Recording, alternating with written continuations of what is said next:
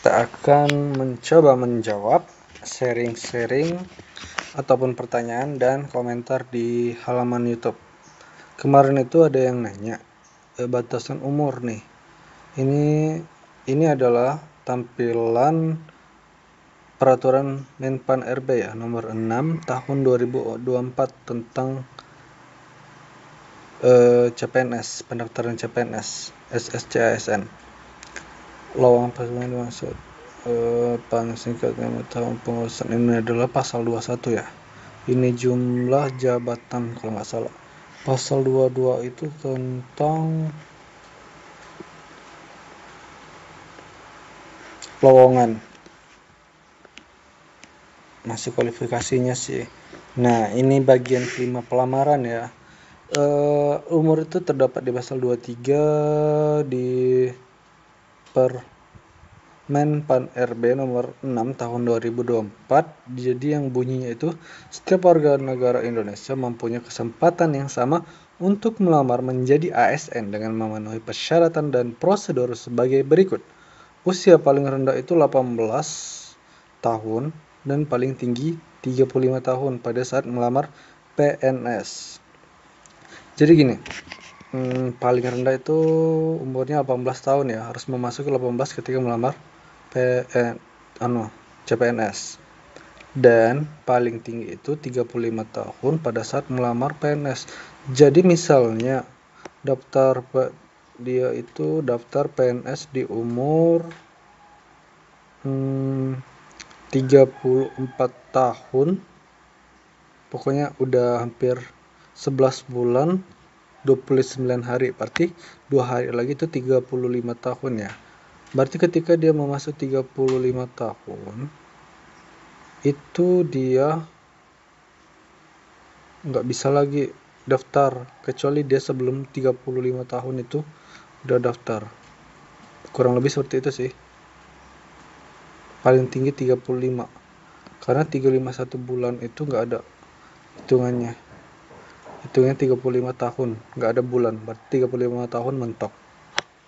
Berarti sebelum 35 tahun itu harus daftar akunnya. Kalau udah daftar akun tapi dia udah punya akun di 35 tahun berapa hari gitu, dia masih berhak dapat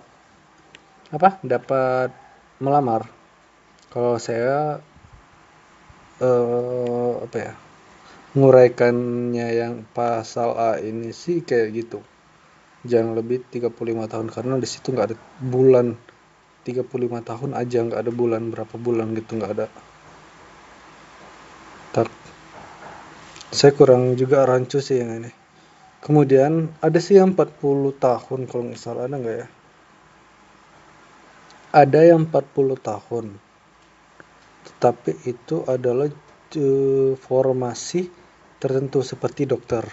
Dokter itu maksimalnya 40 tahun. Dia masih bisa daftar. Tapi yang jangan berkecil hati, yang 35 tahun coba aja dulu. Kita kan nggak tahu peraturan di peraturan di elektronik itu gimana. Siapa tahu lolos, tapi silakan coba terlebih dahulu ya. Jangan berkecil hati. Pokoknya coba aja dulu.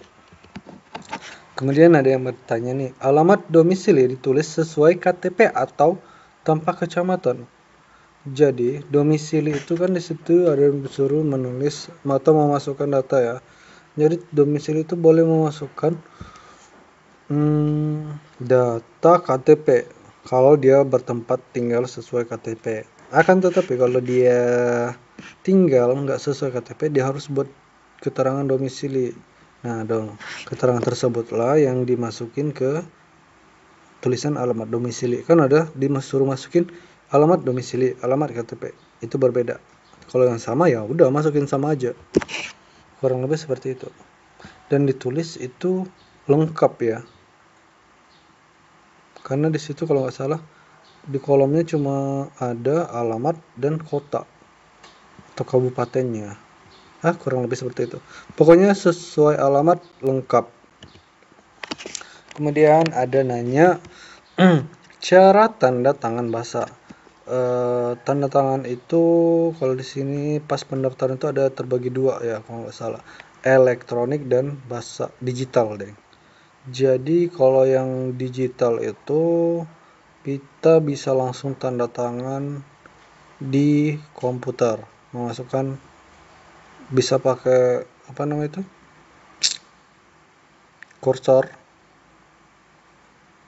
langsung masukin kita buat tanda tangan kita, atau melalui upload gambar bisa juga, itu yang digital.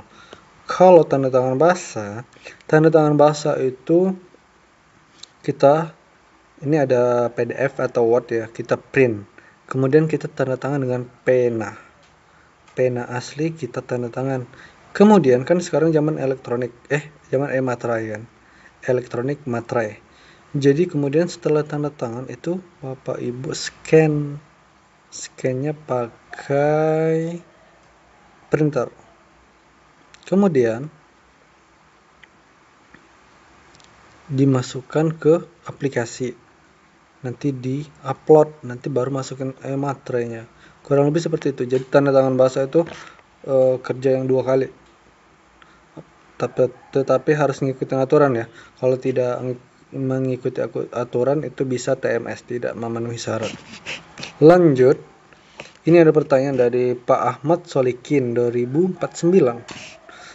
Kalau tempat lahir KTP pakai nama desa, sedangkan tempat lahir ijazah hanya bisa pilih kota.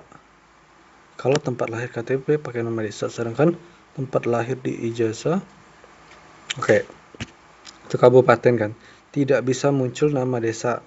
Bagaimana Kak? Apakah tidak apa-apa pakai kabupaten? Kalau ijazah itu harus sesuai yang di ijazah, tapi kok bisa beda ya?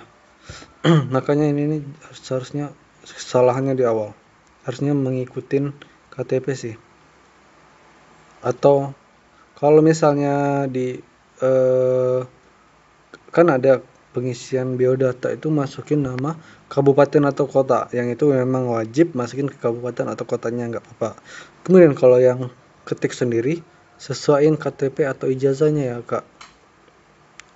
Sesuaiin aja kok, nanti semoga aja paham kok panitia pemeriksanya. Oke, kurang lebih seperti itu. Kemudian Kak mau izin bertanya lagi, kalau alamat domisili diisi sesuai KTP boleh Kak? Saya bingung, kalau tempat sekarang takutnya nanti ada syarat lagi. Biasanya syarat apa Kak? Gini ya, kalau alamat domisilinya, kalau domisili memang sesuai KTP nggak apa-apa masukin sesuai KTP. Tapi misalnya itu seperti yang tes-tes ya. Pokoknya yang tes-tes yang memungkinkan untuk datang di daerah tersebut atau KTP tersebut. Jadi hati-hati. Misalnya emang itu bisa, domisili itu bisa membantu dan juga bisa menjebak. Misalnya tesnya di Jawa, KTP di Jawa, sedangkan sekarang di Sumatera kan, domisili Sumatera.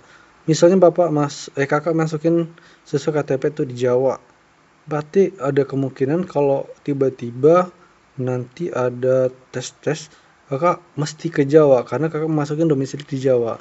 Kurang lebih seperti itu. Kedua, ada kemungkinan kalau kakak nggak sesuai domisili, misalnya instansinya atau BKPSDMD-nya minta antarin langsung oleh yang melamar, itu kurang lebih kekurangannya. Jadi dia minta langsung kan sesuai domisili, berarti dekat, kurang lebih seperti itu ya. Ataupun tempat tesnya harus sesuai yang kakak masukin, kurang lebih seperti itu. Itu sih dampak-dampaknya kalau nggak masukin sesuai domisili. Kita ada kemungkinan kita disuruh datang. Itu aja sih takut-takutnya. Oke, lanjut. Mau bertanya, masih bisa ubah tanda tangan di biodata sebelum mengakhiri pendaftaran? Masih bisa Kak, asal belum mengakhiri, dan sampai resume kan ada tuh terakhir paling kanan. Setelah upload kan ada resume.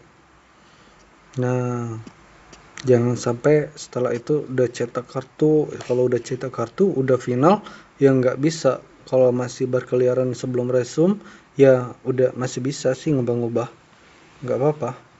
Buat tanda tangannya di clear aja ya kak. Kan ada bawah tanda tangan, buat tanda tangan itu ada bacaan clear, itu di clear aja. Kalau udah simpan, nanti kakak langsung aja buat tanda tangan, kemudian masukin captcha. Nah kemudian simpan.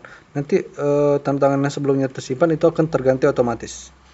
Kak mau tanya, kenapa pada saat pengisian biodata semuanya sudah diisi sesuai petunjuk, tapi pada saat klik selanjutnya, kok malah muncul silakan lengkapin pengisian form padahal semuanya sudah isi? Mohon petunjuknya ya kak.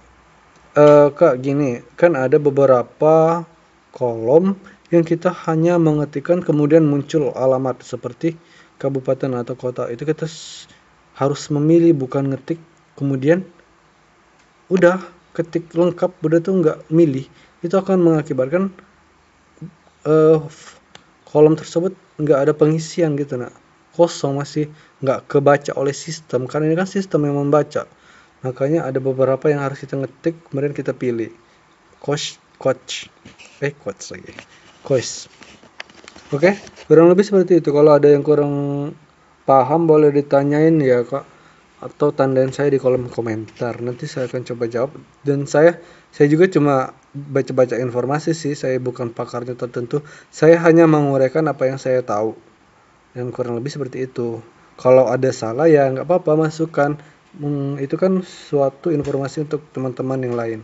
Oke, terima kasih. Semangat pejuang CPNS. Nggak lama lagi ya, 6 September. Sekarang udah 1 September. Terima kasih.